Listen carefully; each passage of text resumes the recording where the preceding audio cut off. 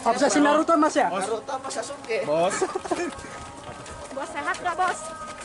Siapa yang membisikin?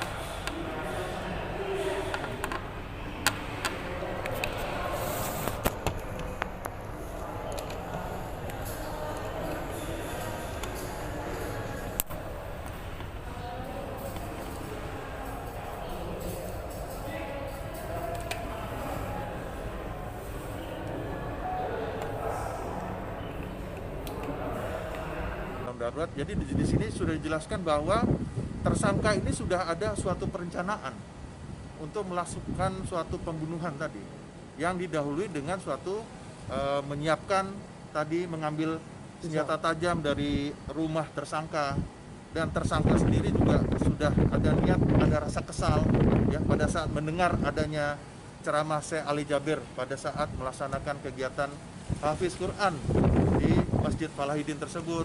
Dan tadi malam kami juga sudah melaksanakan kegiatan gelar perkara.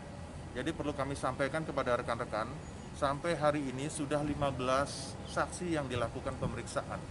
15 saksi tersebut sudah melengkapi, artinya guna melengkapi daripada berkas perkara yang saat ini kami kejar untuk segera kami limpahkan kepada jaksa penuntut umum. Keluarga korban, paman korban, paman pelaku, kemudian juga saksi korban, saksi-saksi yang melihat langsung, yang mengambil video tersebut, ya termasuk saksi yang melihat langsung, ya termasuk ibu-ibu yang saat itu berada di lokasi yang diajak foto dengan korban. Kehadiran dari tim Satuan Kerja termasuk Densus, kemudian dari Pusdokes, kemudian dari Barreskrim Polri, kehadiran dari tim tersebut adalah untuk memperkuat ya di dalam konstruksi pasal, kemudian melakukan penyelidikan apakah masih ada kaitan dan lain sebagainya. Tujuannya seperti ya, sampai sejauh ini menurut psikiater masih tersangka AA ini masih bisa untuk menjawab pertanyaan-pertanyaan.